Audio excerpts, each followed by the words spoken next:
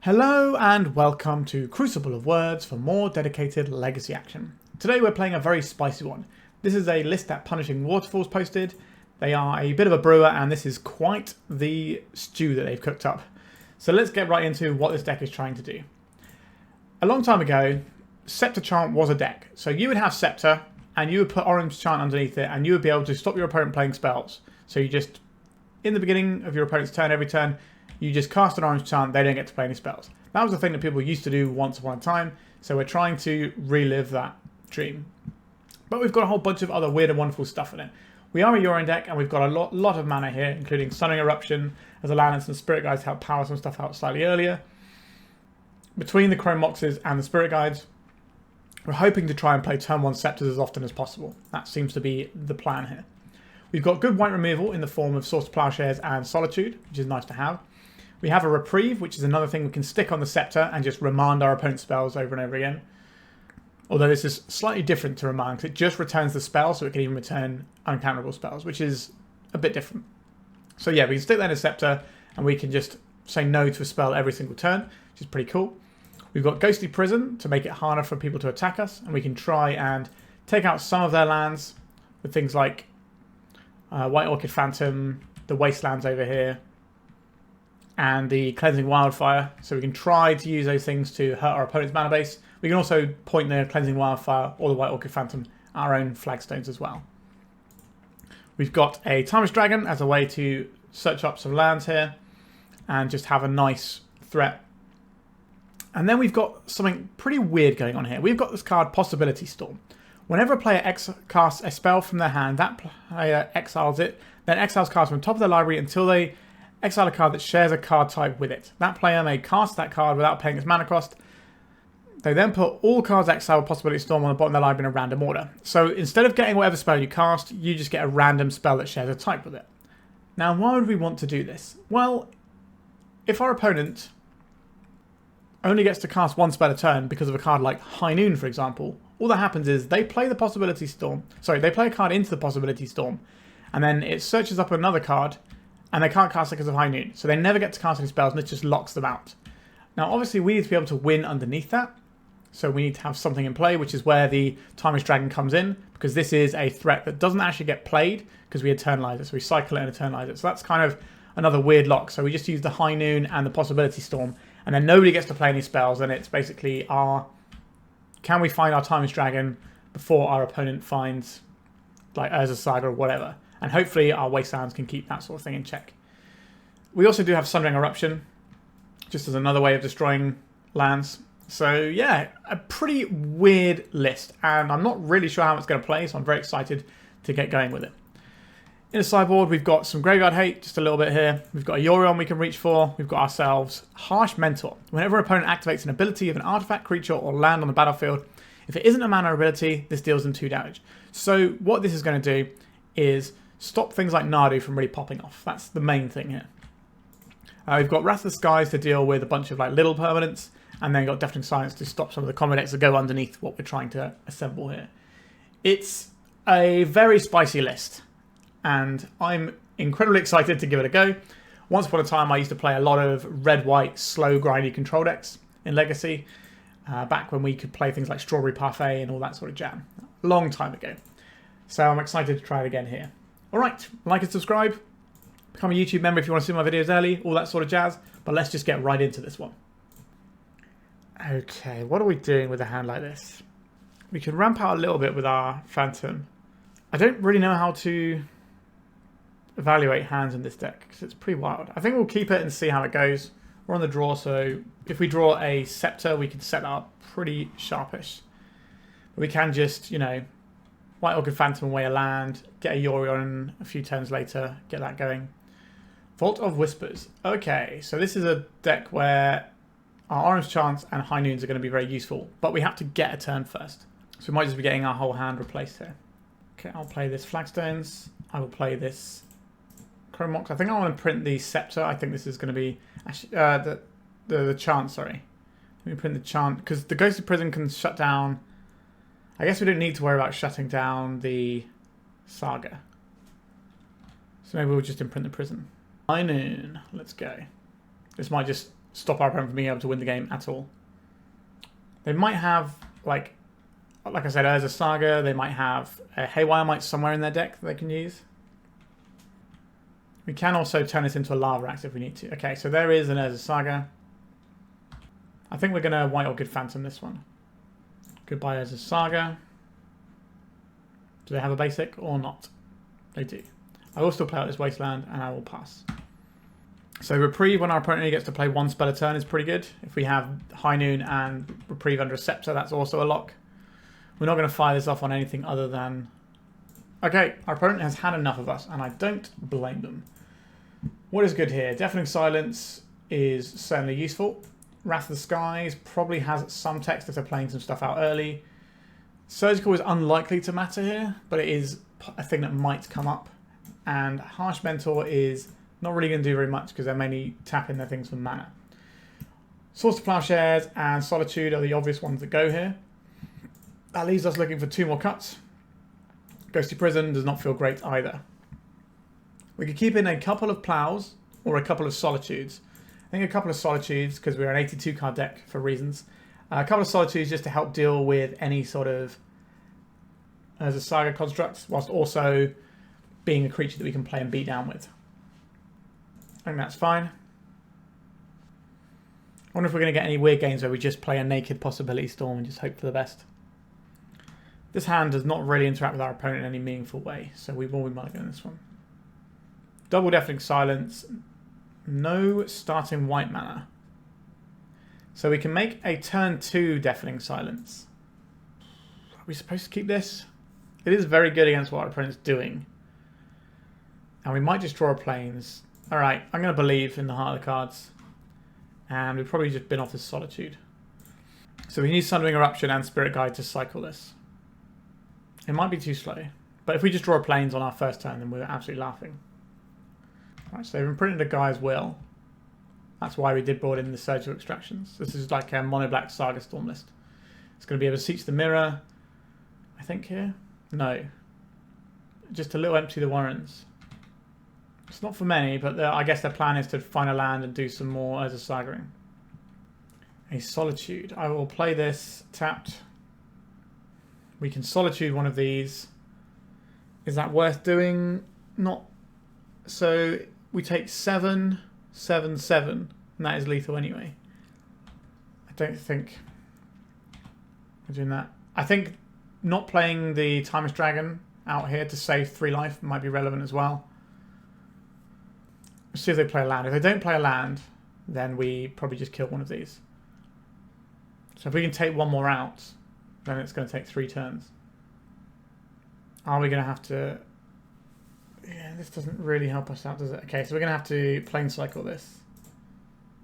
And I think we probably just get a Plateau here and play the Deafening Silence just so that's in play. It's going to be harder for them to leverage any other kill. They just have to be all in on these goblins. Maybe we're supposed to keep the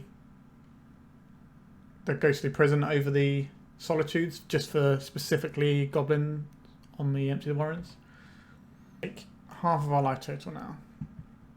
So blocking 1 isn't enough now. But we could... If we draw a Chant, we'd probably have to fire it off just as a fog for a turn. It's going to be very tough for us to beat these goblins. I guess we'll keep the Ghostly Prisons in. But being on the play for game 3 will be very handy, because we get the chance to play a Deafening Silence or a High Noon on turn 1. A Spirit Guide. So what are we doing here? I think we're just dead. Alright. I think I will bring back in some Ghostly Prisons instead of some... Obviously we still have the Wrath of the Skies we're drawing 2, which is fine there. I think we'd just keep 2 prisons, and that's fine. Maybe we're supposed to trim down on some of our land destruction stuff, but we want to stop them being able to play multiple spells, and then we want to make sure they never make a construct. What does this do? Doesn't have any mana, so this is a mulligan. This has mana and a turn 2 High Noon. I guess we keep that. What are we putting away here? Is it the Mountain? I think it's the Mountain. Because then we have white for a kicked Orim Chant if we want it. And we can go and get an Elegant Parlor turn 1 if that's where we need to be. And then, as long as I didn't do anything too scary this turn, we can try and drop the High Noon. Now they could just play the Felmire and Thoughtseize us. There it is. It's an awkward one. We're going to lose the High Noon. We can Wasteland them if we want to. But if we Wasteland them and then they have a Saga, then we're going to feel pretty bad. Let's Elegant Parlor go in. We do not need this land. Put into the graveyard, please. Sundering Eruption. Really the one we're after. I don't think I want to Wasteland this Felmire. I think we're going to lose this game. We're kind of all in on getting that High Noon down. Well, that's sometimes what happens when you play a non-blue deck into combo matchups. Alright, there's the Saga. Happy to be able to blow that up. Maybe we can draw like a chant here. Just take this out. And Hawkish Baymasters. Sure. Curious to see how fair our opponent is trying to play now. I don't want to just play out the Chrome Mox because we have the Wrath of the Skies that we might be trying to do something with. Right, I've taken the damage off the Felmire. This means probably second Baymasters. We're going to try and force through 1 extra damage here, or they're going to hold it up. Now, they might have something else. But they've got something, and if they're passing the turn, it's probably a Baymasters. So they're waiting for us to Wrath the board, and then they can deploy their Baymasters. This gets us a Surveil land. We're just kind of getting flooded out here. We've only drawn mana sources this game after getting Thoughtseize on turn 1. Obviously, Sundering Eruption is kind of a mana source, but kind of not. Right, so there is that guy. So our opponent's just kind of playing a fairish game because they don't really want to try and win through all of our High Noon type nonsense. Haywire Might, that's very good. That's stopping some of the things we want to do. We're just looking for Wrath of the Skies. If we get Wrath of the Skies, we win the game, I think. Or we're quite likely to win the game. But we don't have that many turns to do it because we're going to be taking 5 a turn from next turn. So cracking this fetch does take a turn off the clock. But we do get to Surveil. That is not a Wrath of the Skies. We are now in the territory where we can do Scepter Chant stuff. Ghostly Prison is fine here, or we could just draw yet another mana source. I guess we're going to put Yorion to hand. It's not really how I envisioned this turn going. So next time we can play Yorion. Getting Entombed, they just have Echo Vions, we just die here. Because they just play Echo Vions and they dome us for a bunch. So they put on the stack, we all scoop. Another little Saga, sure. Yeah. Our turn 2 stuff just got taken out of our hand and we only drew mana sources that entire game. We just drew like 2 Chrome Moxes, Sundering Eruption and a bunch of other lands. Oh well, I thought we were actually nailed on to win that one because of our general composition being so good against the Storm side of things. But they just didn't do Storm stuff for the final game, and on the second game they just went underneath us. Alright, let's go to round 2. This hand does not look great, does it? We can... It's very, very slow. I think we need to do something a bit more proactive to try and win a game of Legacy these days. Okay, this is alright. We can keep this. I think we will throw back the... I kind of want to throw back the Sundering Eruption. And maybe we need that to blow up a land down the stretch, but maybe having it in play. This is the liability. Maybe we don't want to pay the life. Like obviously, the Flagstones and the basic are pretty solid here. And then we want to have another white source. I'm just going to hold up this Reprieve for a little bit. Are we getting Entombed? Nope, just over Sea Sewers. They left on top. Maybe a Ponder or a Brainstorm. A Tamiyo. Sure, we can plow that if we want to. So they might be trying to Brainstorm here. So I think the play here is play a land, just hold up the Reprieve. If we get to turn 4, we can do Reprieve with... We could blow our own land up. Go and get a basic. Just ramp out that way. I don't think that's where I want to be here. I think I'm just going to hold the Reprieve here. If we don't draw a land next turn, then that's a little bit awkward. Let's say no to this one. So this will draw us a card towards the other land we're looking for. I don't know if Cleansing Wildfire is going to be that useful here. Probably has some amount of basics. Alright, let's Plateau. Let's go white. White. Let's try and get this white Orchid Phantom in. So at least we now have something to pressure the Grist with. How many basics does our opponent play? I assume they're going to get the basic swamp here. Oh wow, they got nothing. Alright.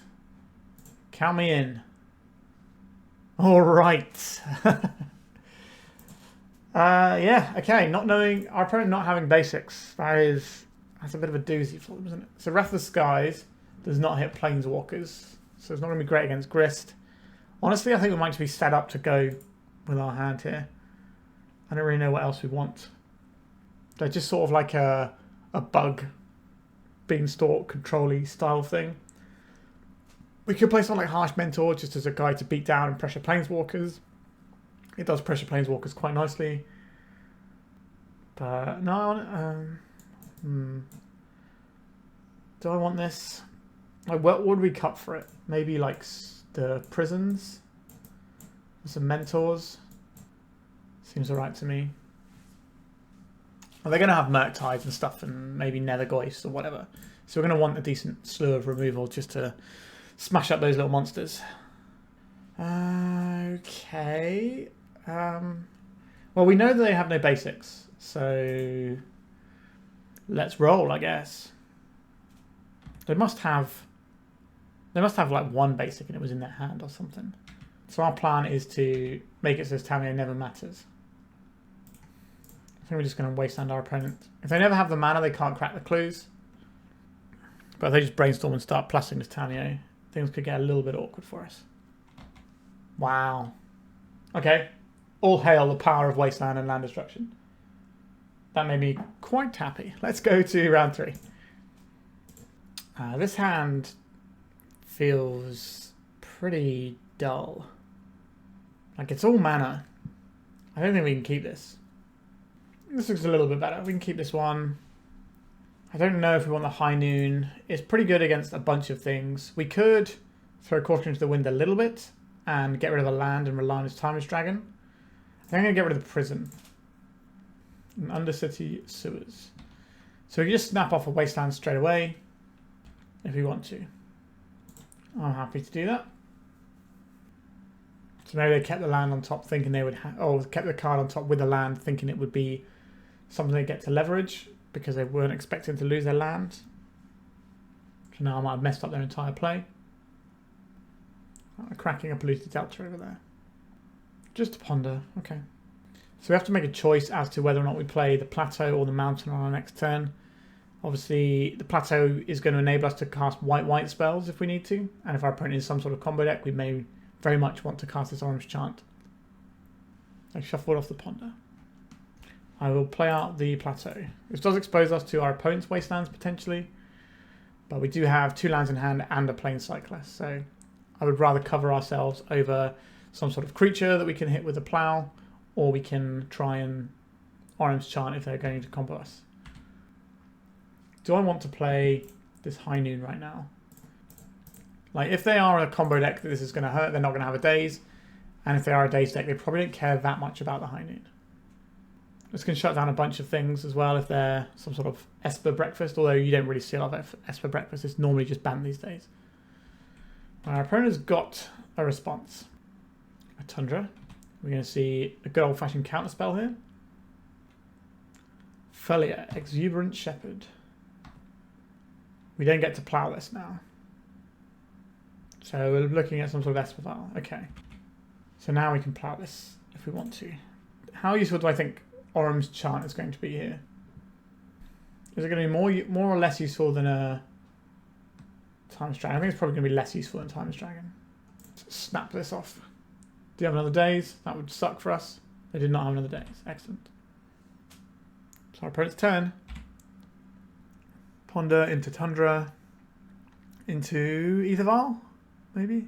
Prismatic Ending on our Chrome Mox. That is a little bit rude. Well, I'm going to Plane Cycle and I'm going to go get Elegant Parlor and get our Surveil action going. Another Timeless Dragon. I think we just put that into the graveyard. Just keep making large creatures. These are what, 4/4s on the backside? Yeah. So we just make 4/4 flyer into 4/4 flyer. And hope that will be good. Wasteland. I guess we don't get to do that this turn. Baleful Strix. Pretty good into a 4/4 dragon. Sure. So we're either going to cast what we draw or put the Yorion to hand. I guess we're putting Yorion to hand. We need to play out our land first, don't we? I'm remembering my companion zone today, so that's something. We've got a brainstorm over there. Our opponent's deck could be like the sort of Esper Dreadnought style lists. But I imagine we're probably just looking at some sort of Esper mid-rangey control-y thing. They might have Abhorrent Oculus in there. That seems to be a popular one among the sort of slower decks. Instead of something like Murktide that can be answered cleanly 1-for-1 immediately, the Oculus at least gets you a little bit of value,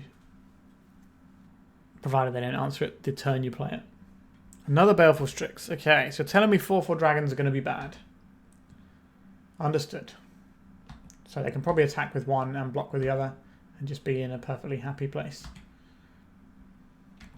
Isochron Scepter into Prismatic Ending deck. Doesn't feel the best, does it? Okay, I'm going to get back one of these dragons, I think.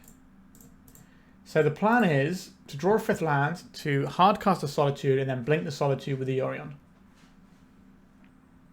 In an emergency, we can pitch cast a Solitude now, but I think we need to get the value out of getting it twice. Okay, goodbye Solitude here. I think that's probably better than the Yorion right now. Goodbye Solitude. I think they probably attack with one and leave one back to block. Alright, a Tamiyo as well added to the board. I think you attack before playing the Tamiyo, just in case we're more likely to take the trade into the Baleful Strix if there's no Tamiyo on board. A Solitude, okay. That's something. Let's just eternalize another dragon. If we can just get that 5th land, we can start rocking out. Another Thoughtseize into our Solitude. Understood. I don't think it's worth pitching the Yorion to the Solitude to kill the Tamiyo here. They have to have a brainstorm to flip the Tamiyo. Okay, they don't have it. Otherwise you attack with the Tamiyo and then brainstorm it in the combat, so you get that extra clue as well. A Ghostly Prison. Guess we're casting it. Could be in for a long one. Our opponent's paying some costs over there. No, they've changed their mind. We just get our Ghostly Prison. Alright, again, we're not attacking into the Baleful Strixes yet. Or Orcish Bowmasters. Sure, you can go wide, but that's not going to work very well. If they've got some sort of Days Undoing plan, then sure, that's going to be pretty savage. Actually, Days Undoing doesn't work, right? Because as soon as Days Undoing resolves, the turn ends, so you don't get the triggers. Has to be like an Echo line, and that's a lot less likely. You're going to have to read Ghostly Prison there, opponent. There you go. Once upon a time, this used to be in the extended prison decks. Red-White Prison. Long time ago. An Orim's Chant. That's pretty good here, isn't it? This resolves. Our opponent doesn't get any sorcery spells for the rest of the game. Could take a long time to grind out from this though. When we're in. Right, in our opponent's upkeep, we will activate the Scepter. It's been a long time since I've done Scepter Chant. Alright, let's do it now. So next turn we can also stop our opponent from attacking if we want to. We don't really care about the attacks right now. Okay, opponent. We're in it now. We are 4 minutes ahead on our clock, which is a thing that might come up. First 2 rounds are rather quick. This one is proving to be a long one. Another Scepter, that's not what we want. Unless we're going to be drawing, like the one that bounces a spell might be useful. The Reprieve. A long time back you used to put Lightning Helix into an Isochron Scepter and it was pretty good. Honestly don't care if our opponent attacks it, but we still might as well cast it. Actually I kind of want our opponent to attack, but I guess we'll just do the thing here. Just lock them up.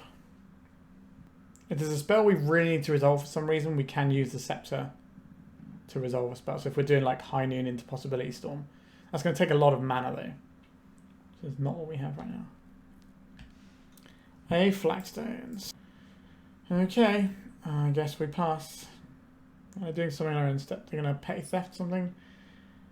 What are they going to target? We can see what they target and then make a decision. They're probably just targeting a brainstorm here, which will flip the Tamiyo.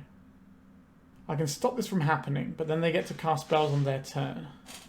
Is that where I want to be? Oh, we're just not going to beat that Tamiyo, are we? Not a big fan of this. If we flip the Tamiyo, how do we beat the Tamiyo? Well, I think we're going to chant. So, this is kind of where Isochron Scepter feels a bit awkward. When your opponent has the ability to play stuff in your turn. So they could just untap and Prismatic Ending. Alright, they realise that this is probably going to be a case of get Tamiyo doing its thing. Unfortunately, we don't really get much to do about that. We've got Plow, so we could Plow a Strix, attack the Tamiyo, trade one of our guys for a Strix, and then get to put some damage on a Tamiyo. Our opponent's going to need to pick up their pace a little bit, I think. Right, here comes the Brainstorm that we knew was coming. Flipping the Tamiyo. We could not stop them from doing that. Now, we might not lose our Scepter. It's possible we get to keep it. The issue is the Tamiyo just ticking up until they can draw half their deck is an issue for us. I wonder how many basics their deck has. Yep, you can plus a Tamiyo. If we draw a Plow, we can put it under the Scepter and just start plowing all their guys. We will need to find a way of actually winning the game at some point. Alright, so there goes our Scepter. Yep, that was always a possibility. White Orchid Phantom. I'd like to see what our opponent's deck is capable of here. A flying first striker is very good on this board though. Do they have a basic? I would assume they're going to have some basics. So we attack with two guys into the Baleful Strix and lose them both. I don't think that's where I want to be here. Especially since if we draw an Isochron Scepter, we can really pop off. Sorry, not an Isochron Scepter, a Source of Plowshares for our Isochron Scepter. Well, Tamiyo doesn't immediately... Okay, they're getting the ending back, so they're probably just going to take out our Phantom here. That's honestly fine. I'll take out the Ghostly Prison. That's really weird. Like, you're not attacking into my massive board of guys. Peculiar. Sundering Eruption. Creatures without flying can't block. That's not very helpful right now. I would like to go to attacks. I'd like to send this at Tamiyo. As first strike and first strike both Strixes down, so they might just chump block. So I could Sundering Eruption one of their lands here. And try and take them off of white mana. That way we can play around a potential Daze. I don't hate that. You got other planes in their opponent? I suspect they do not. They do not, okay. So we've taken them off of white. So that's their removal colour. Tamiyo ticking up is obviously going to be annoying. But at least they weren't just ticking it up all the way and forcing us to attack them. I don't think they're attacking with anything here. Oh wow, they are attacking. There's some strange attacks right now. This suggests our opponent wants to just wrath the board with some sort of Toxic Deluge. Be my guess. Ninjutsu. Yeah, sure. That's pretty cool and annoying for us. Are they going to tap one of our guys down? A Ghostly Prison, you say? Our opponent didn't like the last one. Attack all creatures at Kaito. That only puts 1 damage on the Kaito. This Kaito is very strong. So we could play a Yorion into a potential Daze, or we could just fire up the Ghostly Prison. I think we just fire up the Ghostly Prison here. Force of Will, pitching another Kaito. Okay. This Kaito is a little bit awkward. But we do have a High Noon that can kill it, which you can draw into because the 5 damage activate ability is just 5 to any target. And when this is our turn, it's a Planeswalker, so it won't care about its power and toughness. I don't think they're wastelanding here. They attack him with this Kaito. It is a 4/5, so they can attack into our 4/4. Yeah, pretty solid. This Kaito card is real good. Well, they are wastelanding us. That keeps us further away from a Yorion play. An Orim's Chant. Is that where we want to be? This Tamiyo is a real pain. Okay, I think we attack here. We're attacking Tamiyo, we're attacking Kaito. They're both pretty problematic. I think we attack the Tamiyo though. They get smaller, we trade our 4/4 for their guy. But they can't tap our creature without losing their Kaito. Yeah, they're going to take the block on the 4/4, or the 3/4 even. But this means that next turn, our other 4/4 is quite likely to be able to do stuff. Let's get another Scepter in. Just put this nice little Orim's Chant underneath it. And let's stop our opponent from casting any spells this turn. Got Stifle. Feels like our opponent has some sort of reaction here. Orchid Bowmaster is pretty solid. Trying to chant somebody when they just have all these flash creatures is a bit pitiful. But they can't attack us next turn, provided our Scepter sticks around, which seems likely. So we get to put 4 damage on the Tamiyo or the Kaito. And then we can... I think we actually kill the Kaito next turn instead. I guess we could put 1 on the Tamiyo and then 3 on the Kaito. Our opponent's only got 1 card in hand. What a grind. This goes at Kaito, this goes at Tamiyo. So you get 1 on the Tamiyo and 3 on the Kaito, in theory. Plow here is very strong if it's their last card. Ugh. Disgusting. Okay. I think we have to deploy this Yorion now. Problem with doing that is our opponent can then minus the Tamiyo and plow our guy, but we're going to take them off of white, so they don't get to do that. Okay. This leaves us with more blockers as well. Instead, we'll get back our little friend. Take them off of white. They've already shown us they don't have a plains, so I think they would have got it earlier. Do they have a swamp?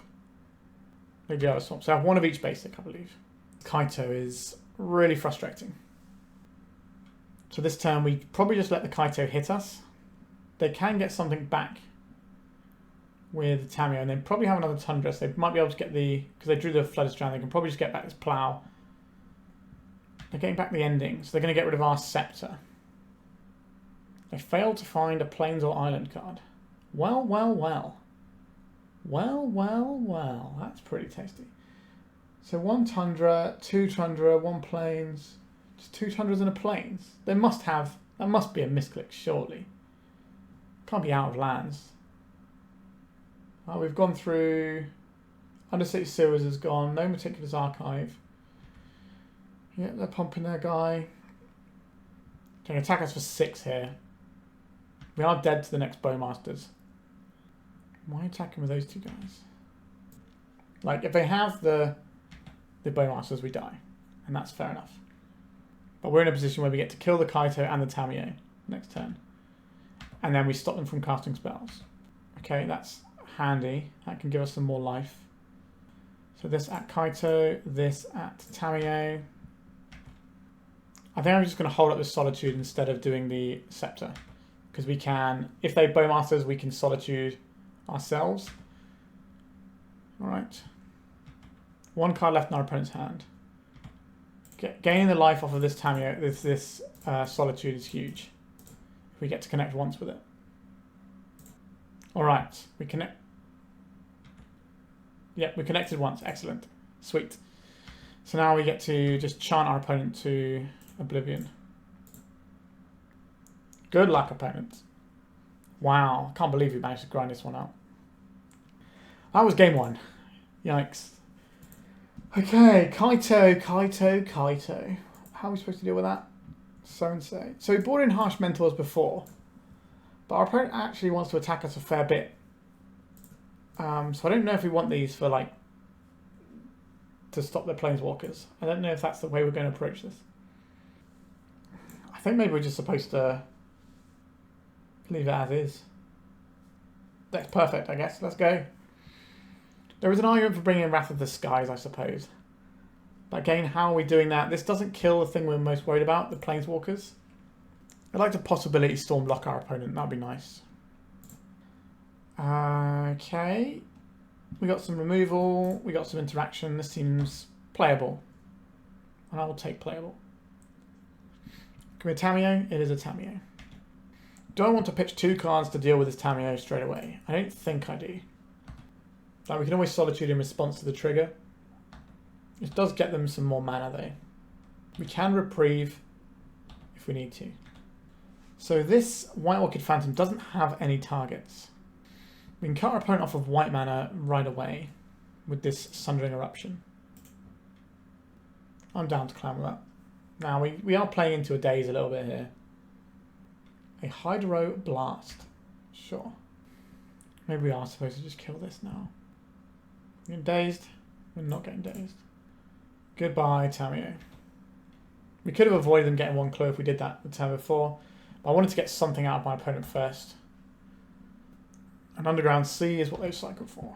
We can White Orchid that. A Wasteland. They're going to Wasteland us? They are. Just kind of going to stare at each other for a bit. I could play out this Isochron Scepter right now, and then from that point onwards it becomes pretty good. Alright, we're going to try it.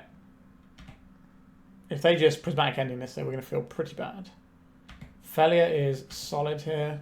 This can just phase out our Isochron Scepter, and we do nothing. Yuck. Yep. Not a big fan of this happening to us. I'm trying to chant our opponent when they've got Failures, Stackcasters, and Orcish Bowmasters. It does feel difficult. And we're getting ninjutsu'd. Disgusting. Our opponent has 5 minutes left on the clock, so I will make them play this one out. We're playing something a bit spicy. We need all the help we can get here. Oh, my Isochron Scepter. Alright, let's try and take out their Underground Sea. They will probably go and get a basic Swamp here, but that's all their basics done. And we have something that can pressure the Kaito a little bit, but they can just tap our guy down and we're not going anywhere. Source to Plowshares, that works too. Baleful Strix, pretty solid. Our opponent should be able to close this one out in a few turns. Isochron Scepter. You waste of cardboard, what are you doing? Maybe we're supposed to board them out for harsh mentors. Like, the Scepter did end up in an okay spot before. But maybe it is just supposed to be mentors. Cleansing Wildfire. I want to get rid of their white sources or their blue sources. Doesn't matter here. It's white sources. And a Failure, that's the one that got bounced earlier. A Dazing, we can't pay. We're not dead this turn. Maybe we do want to just take out these Scepters and stuff and the chants and put in Mentors and the Wrath of Skies plan. Just try and play like a removal heavy control strategy. Which is exactly lethal, yeah. Okay, so I don't really like these Scepters very much. And the chants don't seem amazing. Let's just try having some Mentors and Wraths. Wrath and Chrome Mox is awful though. Are we supposed to board out the Chrome Moxes? And then what do we keep instead? Chance, the Scepters, maybe a 2 of each. So it's a thing that we can do. I don't know. We're going to try this. I don't know how I feel about boarding out those Chrome Moxes now I think about it. Okay, we can keep this one. Our mana is awkward here. I don't want to give up my only white source, but this means we can't play an on-curve White Orchid Phantom. We've got 5 minutes more on our clock than our opponents, so they're going to be under pressure to try and just jam creatures, which we can hopefully slow down enough. And because they're playing fast and trying to play creatures, they're going to play into our hands and make our life a lot easier. Okay, that is an actively good thing for us to draw. I think I will deploy this Plateau and just cycle the Timeless Dragon. Just make sure we have the white mana to play this game on. A Baleful Strix. Sure, we can clean that up later on. Alright, so we're going to at least try and play the Ghostly Prison the Round of Days later on.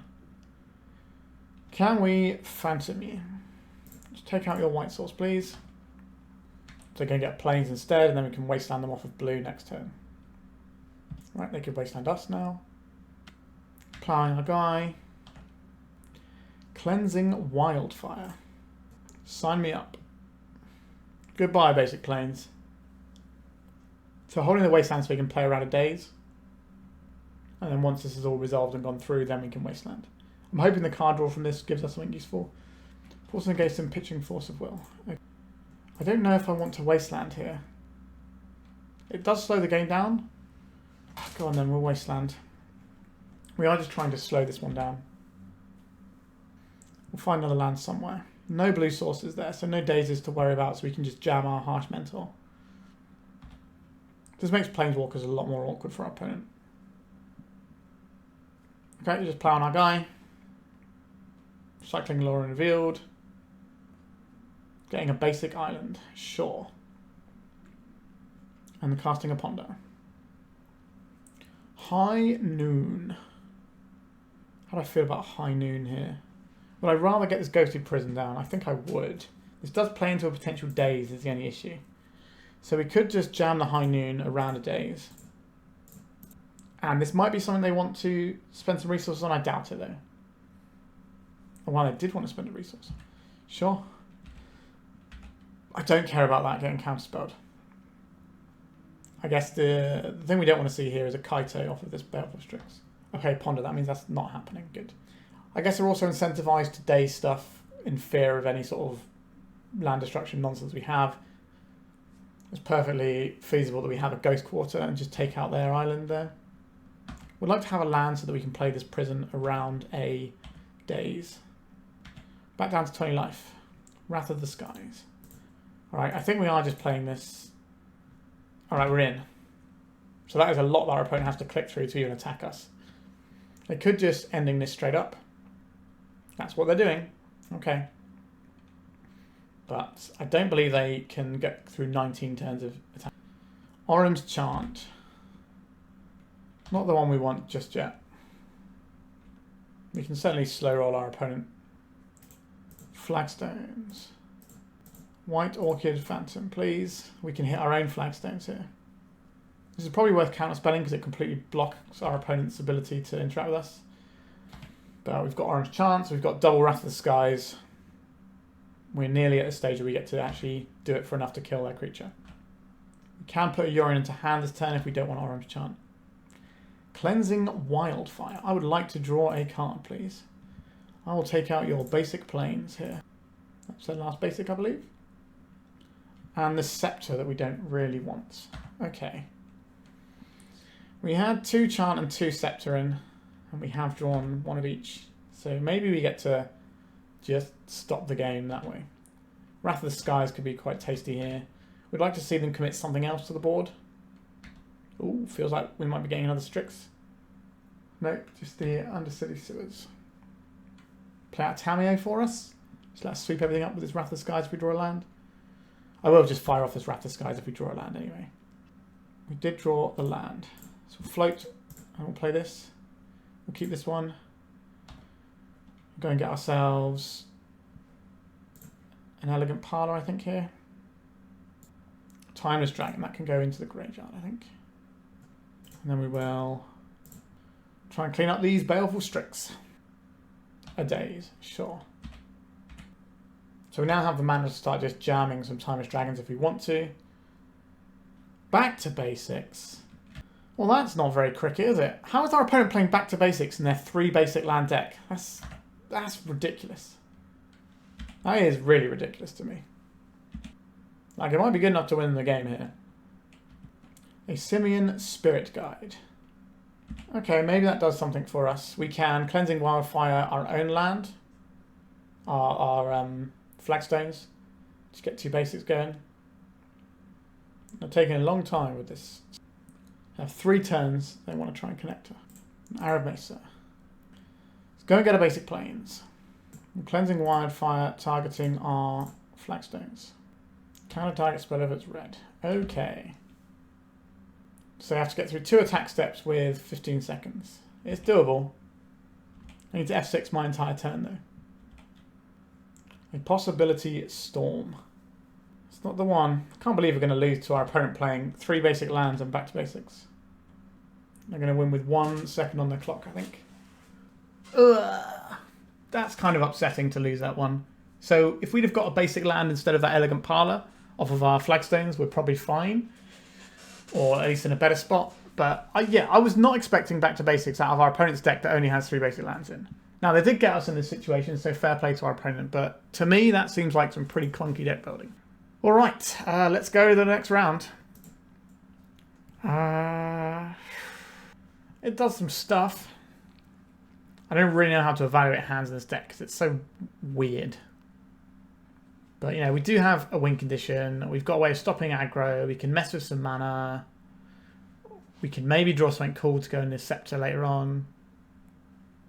Seems to have the tools we want. We don't have any way of accelerating. And our opponent's mulligan to 5. So maybe getting this Cleansing Wildfire off one of their lands could be really good.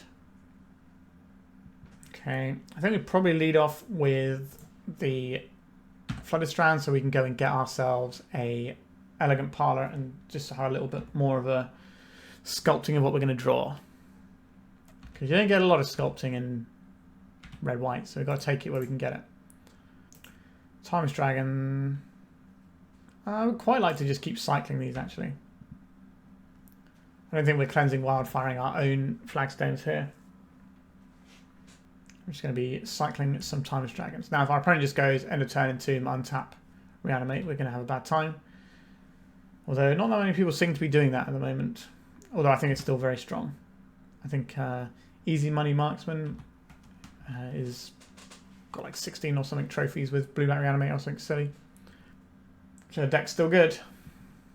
A Ponder. Sure. We're playing against another Ballist of some description. Let's cycle this Timeless Dragon. Let's get basic planes. White Orchid Phantom. Alright, I am interested in this. Let's get a look what they're doing with their mana base. We could hit our own Flagstones to guarantee the 4/4 next turn. I think we're going to do that. So we get basic planes here. And then this will come in and we'll get ourselves this Elegant Parlor. So we've just got ourselves some ramp action. Not bad. Right, we're seeing a cycle of a Troll of Khazad-dûm. So we could be looking at full-blown Blue-Black Reanimator here. Let's attack. I think we'll just eternalize this one from our graveyard. So if we can reduce our opponent's life total, we can make the card reanimate worse. We can go and get an Elegant Parlor at end step just to get a little bit more selection going. If our opponent entombs one of the big monsters, we're probably going to lose to it. Right, maybe we can beat it if we blow up enough of their lands. Right, so their brainstorm is they're going to put a big monster on top of their library in response to Surveil trigger, so they're going to get themselves build your own entomb. There is an Archon of Cruelty. Okay. Swords to Plowshares, please. This is an actual factual reanimate. I'll take effectively 5 from this one. I thought these first. Okay, so you probably lose the Ghostly Prison, I would say here. Unless they don't have the reanimate yet. They just want to slow us down a bit more. I took the Scepter. And they do have the reanimate, so here comes the Archon of Cruelty. I'll lose my 2/2 here, and I'll discard this Timeless Dragon. So we can put 8 power on board, but one of those bits of power will die to the Archon on its attack, so we can't just double block nicely. So let's try and surveil our way to... Oh, we don't have any more surveil lands. Okay, I was going to say let's try and surveil our way towards a Plow, but we didn't get to do that. Possibility Storm. I don't think this is a time nor a place for Possibility Storm. Alright, let's cast this. That's Cleansing Wildfire. I think I want to hit their basic island. I don't think it matters though. Maybe we're supposed to do this first to try and draw the card and hit the Plow. But I thought maybe we could bait something out with this prison. No, we don't care. Okay, we drew another blank card. We'll play this tapped. We're 2 mana shy of doing anything here. Our opponent has to make some choices here. Alright, let's have the Swamp in hand. I assume they're more than happy to pay 2 mana to draw a card, make us discard a card, and kill our guy. So we discard our Timeless Dragon here, and we have a line which involves drawing an Orim's Chant, playing Possibility Storm, casting the Orim's Chant, and then going and getting a Sword of Plowshares if we're lucky. It's a weird line, but it's a line that is available to us. Can we draw it? Obviously a plow would just be nicer, wouldn't it? Plow, you got 5 cards in hand. You gonna kill me? Alright. Blue-black Reanimator. Understood. How are we set up for this matchup? Pretty poorly. 2 pieces of Graveyard Hate is not going to be enough. We do have the white removal, so we can just answer it and then hopefully be okay afterwards. I don't really like the prison that much, so we'll cut those. Yeah, I don't think we have great options in this matchup. Like Wrath of Skies doesn't kill their things. Deafening Silence can slow them down, but they can just go end a turn into untap, reanimate. Like, it's not really going to make any difference there. And then they have, like Wrath of Skies is not going to kill their stuff. Harsh Mentor, they're not really activating things outside of fetch lands. So it's just not worth our time to board in anything other than the Graveyard Hate. Now, hopefully we can point our plows and solitudes at some big scary monsters. But if they're getting like Grizzlebrand level creatures into play, then they can just draw a bunch of cards and it's not really going to matter. We have an answer to one of their big monsters. I guess that's probably keepable. We can't mulligan to Solar Extraction with 2 of them in an 80 card deck. So keeping a hand that can answer a giant monster is probably about the best we're looking at here. We can try and use a chant at some point to make sure that our removal spell resolves. So I'll play out this Flagstones, that way we can't get Wastelanded. But we can, but it doesn't matter. Just a little ponder from our opponent, and they're playing around our Wasteland. So we're probably going to use the White Orchid Phantom here to try and get ourselves a little bit more mana. Just use the Rampant Growth mode. See if we can work towards hard casting. Like, we could try and hard cast a Possibility Storm and make things get weird. We haven't done that yet. Feels like a little bit of a pipe dream. Like the 5 mana spell versus the Daze deck. But here we are. Let's cast this guy. I don't think they'll even care about this. I think this is worth a counter spell to our opponent, unless their hand is like really slow and controlling. And let's go and get ourselves an Elegant Parlor, I think, here. I'm trying to scry some more mana, maybe. Another High Noon. Don't know if I want this High Noon. Like, we obviously want 1 to resolve, but we definitely don't want 2 of them. So the plan is High Noon into Possibility Storm over a couple of turns. We could try and use an Orange Chant to make that work. Again, I don't think they care about the High Noon. I think it's the Possibility Storm that what they'll care about once we have the High Noon.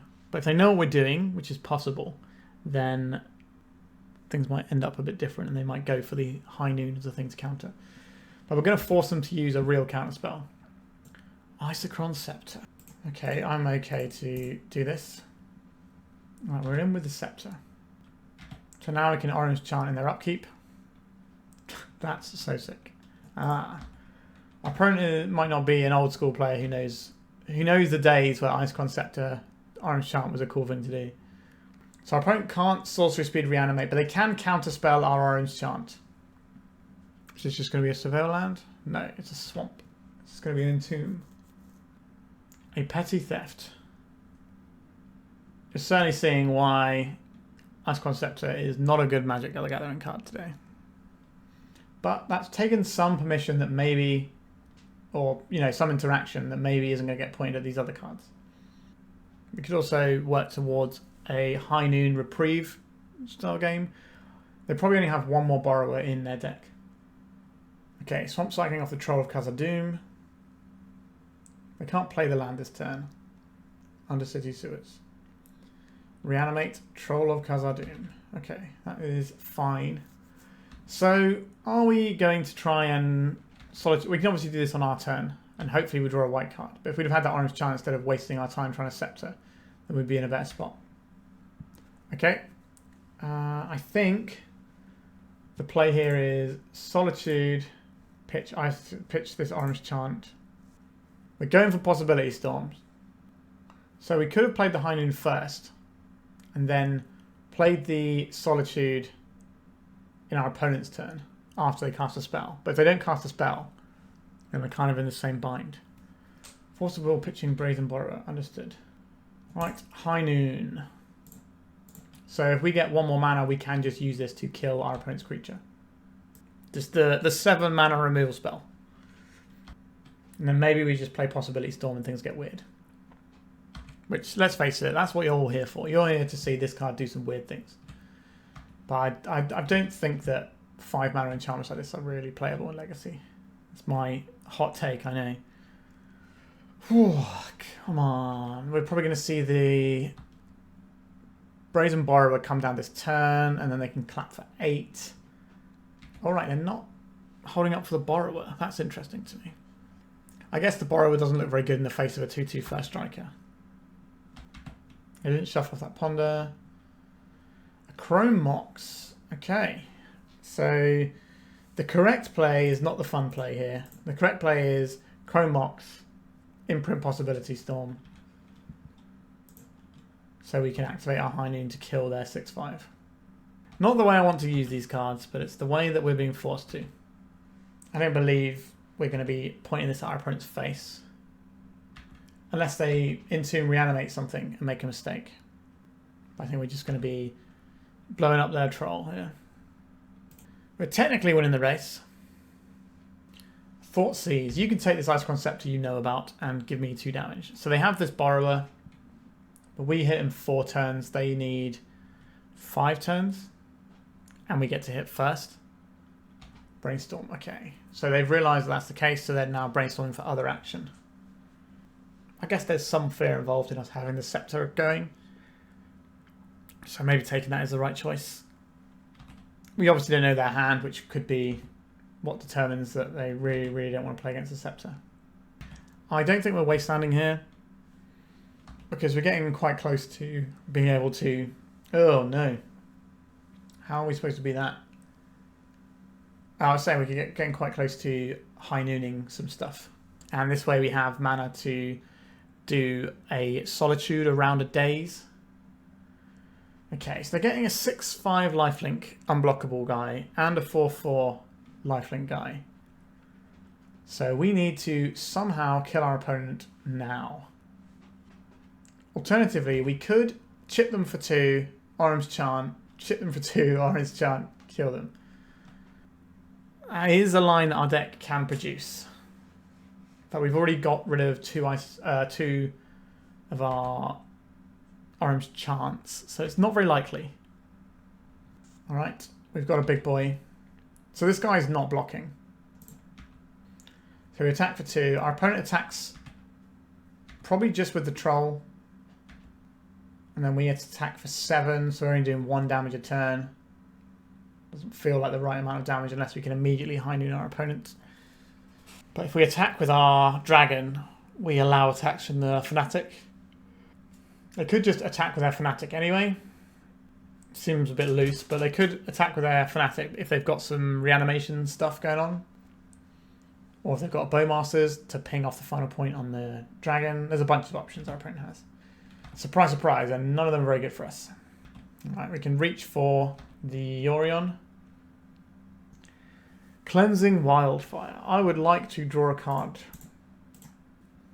Yeah, land destruction doesn't feel great against the blue-black reanimator deck. They don't have any more basics, so this is just a sinkhole. Not where I want it to be. Alright, let's go to our attack step and see what they do with this mana. I will attack with this White Orchid Phantom.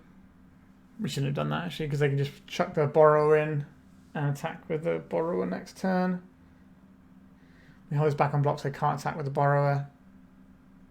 We take 6. Next turn we play the Yorion. And we're dead the next turn, so not great still. Our opponent's just going to play this Borrower and win the game, I think. Puts into our hand. We'll leave this one mystery card so our opponent's at least thinking about it, and maybe they make a mistake into it. But they should just deploy this Borrower, attack with everything, and win the game. Yep. So if we leave back the White Orchid this time, they don't get to do that this turn. They just attack with the Troll. And then next turn they can attack with everything and win the game.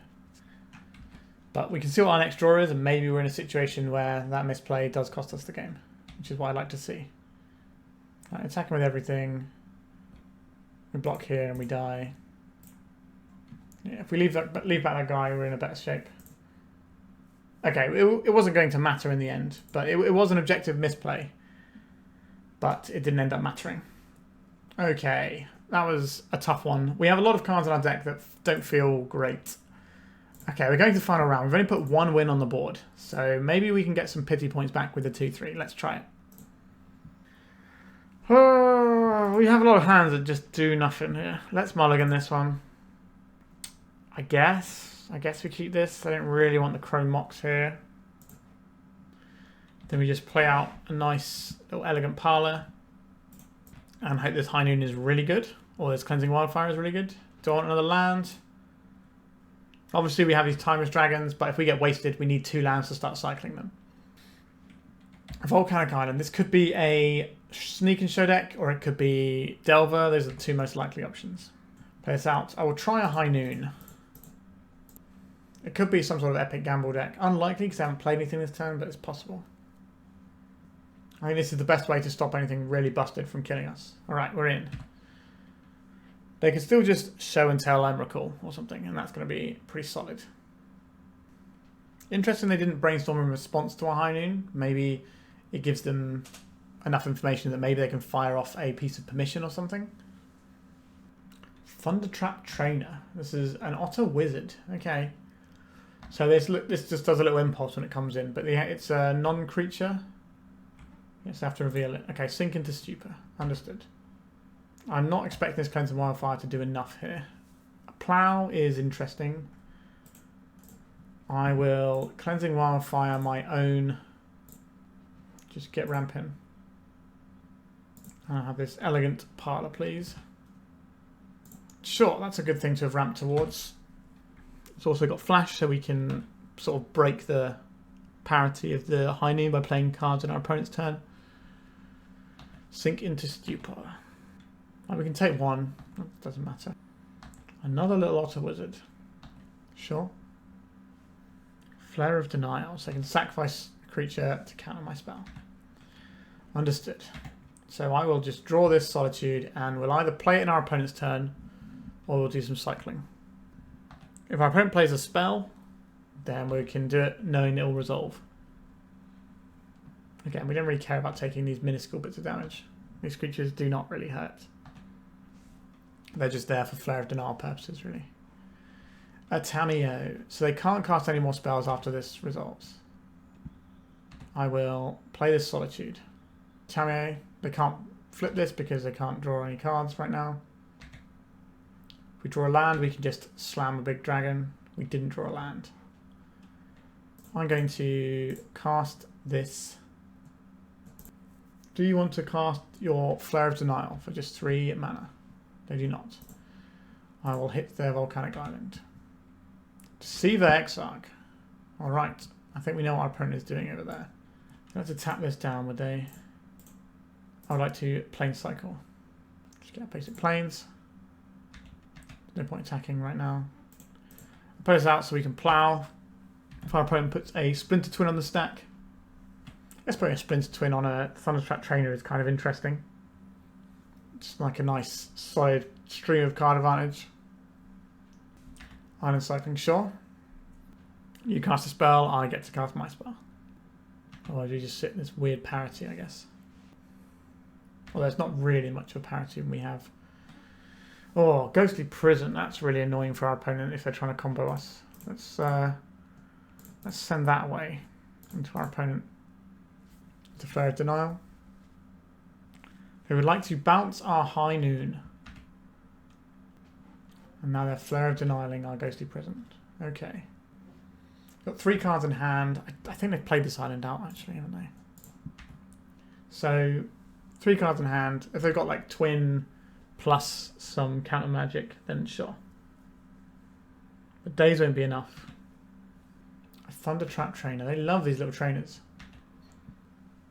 Force of Will, you say? That's certainly an annoying one for us, isn't it? Just cast a Plow here. Do they have a blue card in hand to go with it? Flare of Denial. Yep, so they make a bunch of guys. That'll do. Alright, our opponent's janky deck with some like weird stuff in is going to be better than our janky deck with some weird stuff in. I see. Harsh Mentor works pretty well against Splinter Twin, as it turns out. Deafening Silence isn't really that exciting here. Scepter seems really bad, just full stop. Possibility Storm on its own doesn't seem great. Let's just trim some of these. The High Noon actively seems useful because it makes our removal actually work. Yeah, I'm just not sure how we're supposed to win with this deck that often.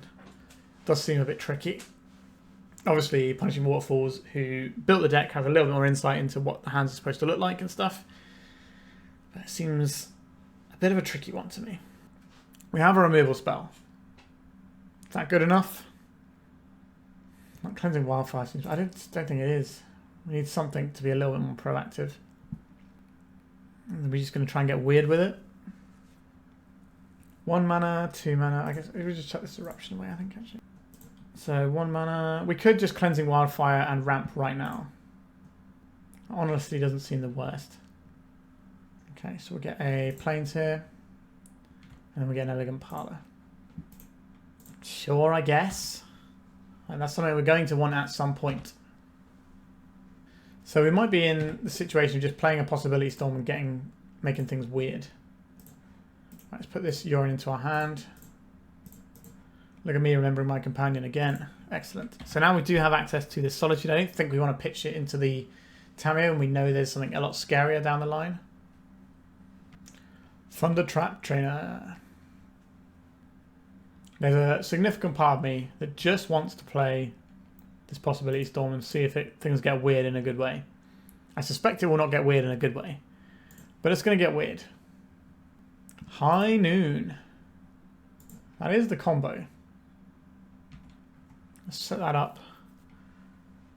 We might need to take this a little bit slower, because I would probably need to get this Solitude down first. But if we Solitude next turn, then we can Possibility Storm the turn after. Alright, getting in with the Tameo. Can we one time do the Possibility Storm lock? Harsh Mentor. I think we're supposed to hold up the Solitude here. Drawing a clue. I think we let this go. We wait till our opponent casts a spell, and then we try and get them. Problem is, they might not cast a spell. We're just trying to eat them up in combat here. Is this going to work? Seems unlikely. I think we just take the 1 and let them have the clue. So if we can lock them out while we have a 3/2 lifelinker, then that will work. Will this resolve? Unlikely. Oh, that did resolve. I just take that as Thunder Trap Trainer. I don't want to just brainstorm away their Tameo. We have the tools in hand that are good enough to win. Maybe. It's going to be Flames of Anor. We've already seen the Flames of Anor. That's coming. So I get to draw 2 cards to deal 5 damage to a creature. That's pretty strong. That means we're definitely not getting twinned next turn. Alright, we decided against it in the end. Interesting. Alright, let's attack. I would love to get weird here. Please just kill my guy. I do really want to just get weird here, but I don't know if we can. I think we probably have to Harsh Mentor. And then we can cycle this Timeless Dragon. Okay, so they're probably doing something end step. Is it just going to be the Seer Exarch? I imagine they're just going to Flames of Anor down our Harsh Mentor here. They're going for the Solitude. Okay. So the Harsh Mentor is something that actually gets to ruin our opponent's day with their combo. Because for every 1 power they get, they take 2 damage. So we're pretty close to getting weird with it now. 1 time. It's a lot of clues. We deal them 2 damage if they activate them though. You must just be sat on a bunch of stuff over there. Can I Possibility Storm? They got so many cards though. A Flare of Denial. Okay, let's get the damage flowing. I'm sorry, lovely people, we don't get weird with it. Obviously, that's just a lock, so obviously they're going to counterspell it, but we could be in a situation where we have to fire off the High Noon. Alright, so we get to ping them for 2 for them drawing a card. Not too shabby. We've got Plow if we need it. We can also start jamming Timeless Dragons. They've already used up one of their Flames of Anor, which is one of the few things in their deck that's going to be able to do enough damage to kill it, but they probably have bounce spells as well. If we get our opponent low enough, we can just fire the High Noon at them. Flames of Anor on our little guy. Do I want to Plow their Tamiyo right now when they can't do anything about it? Or does this Plow need to be saved? I think the Plow needs to be saved, doesn't it? How am I beating this Tamiyo? Like, we're going to make... But they're going to just get the Flames of Anor back. Oh, I hate this.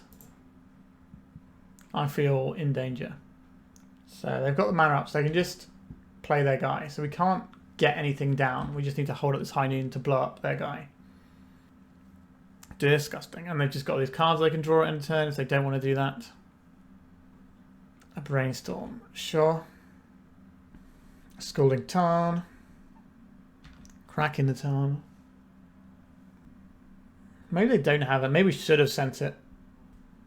And put one card on top of their library. But they might just not have sent it because we have mana up. And the High Noon is an onboard trick. Do we just keep playing lands out until we can play the Timeless Dragon and activate High Noon? Is that the situation we're in? I don't think that wins us the game. But I don't think tapping out wins us the game either. So I guess we continue. 1, 2, 3, 4, 5, 6, 7.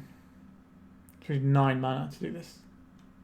Sink into Stupor. See, this is certainly one of the things that can happen. And now they play the Deceiver Exarch. They untap, they put Twin on it, and then we die. Oh no, they're just drawing a card. We're not dead. Okay. Interesting. Maybe they didn't have it. Let's just eternalize this guy. I don't think this High Noon is going to resolve. And our opponent's deck full of counter magic. There it goes.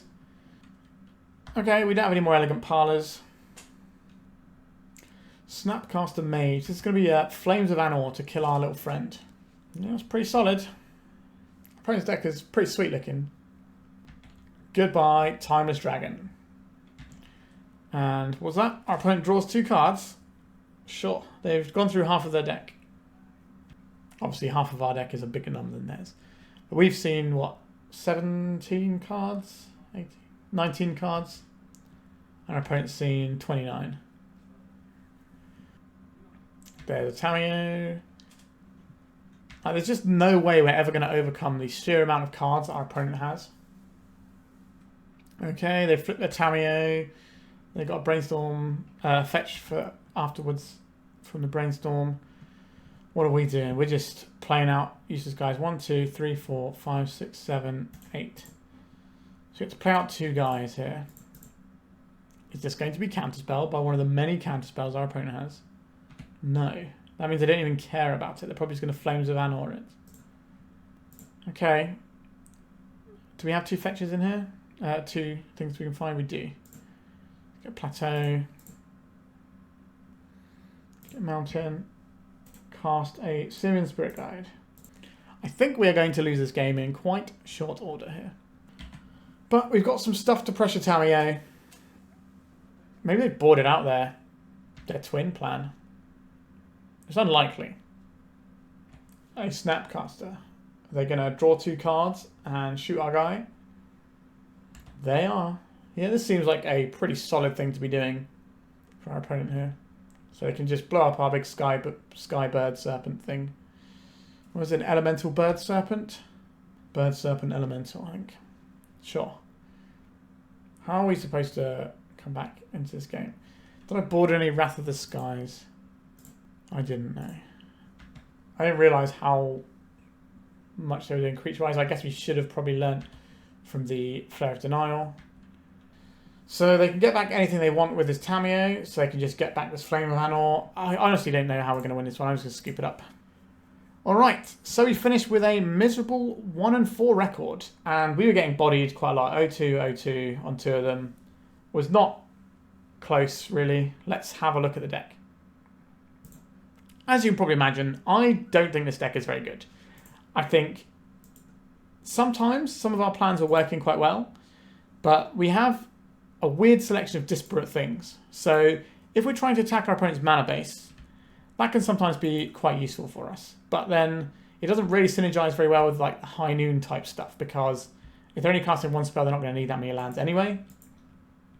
Obviously, the reason for these are like lands that have utility underneath a high noon lockout. But I think trying to lock people out with high noon Possibility Storm is kind of a joke, because this is a 5 mana enchantment in a format with days, and we are a red-white deck, so our ramp isn't very good, really.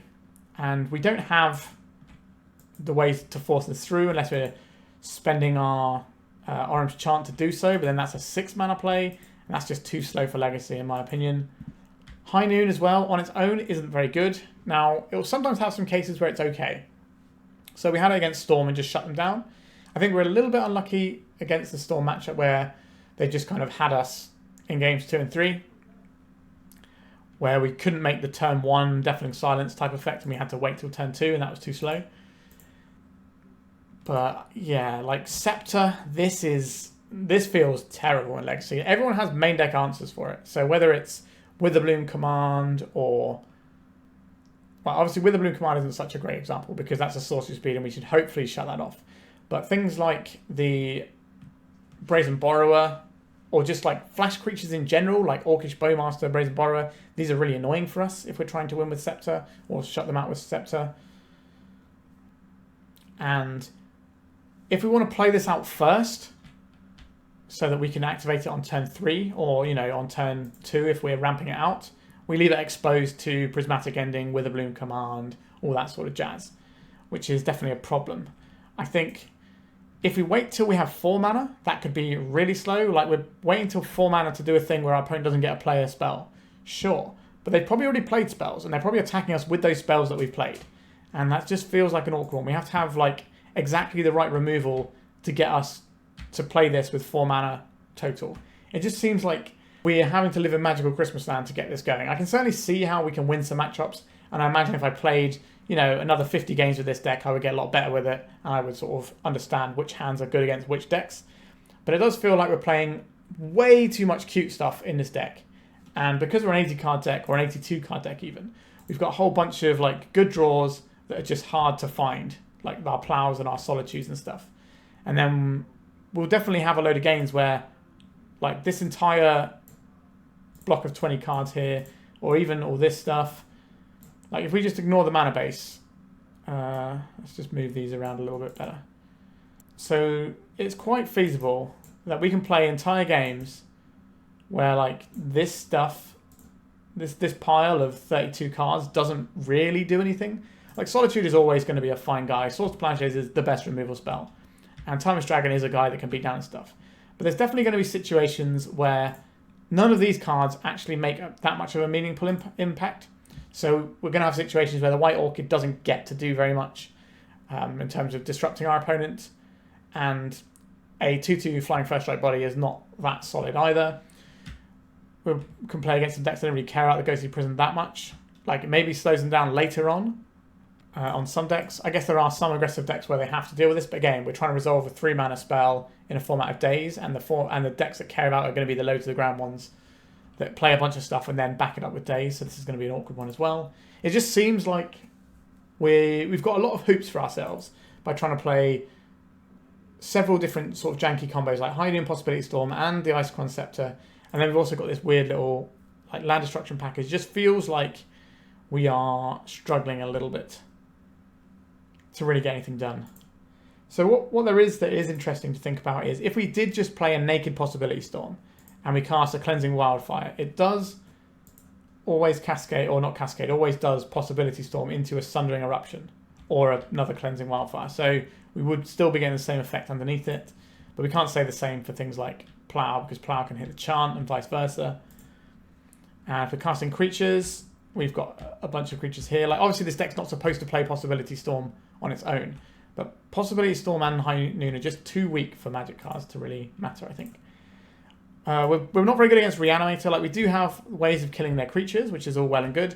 We can't stop their creatures getting into play because having 1 in 41 cards in our deck be a thing that interacts with the graveyard is just not enough against those decks. Harsh Mentor, certainly going to be useful against some of these Nadu decks and things. But yeah, I'm not going to give this one a thumbs up, I'm afraid. It's not for me, this deck, and I think it's trying too hard to do something that isn't quite good enough. But I imagine if you ever do assemble the High Noon Possibility Storm combo, it's going to feel real good. But we saw that even if we do assemble the Isochron Scepter plan, it's not good enough in a lot of matchups. And that is why you don't see this card anymore. Alright, that is the end of the league. I hope you enjoyed this one. It's something a bit spicy. Punishing Waterfalls does like to make some pretty cool decks. And we've played them many times before on the channel. This is certainly not one of my favourites of their work. But I can appreciate it for what it is. Alright.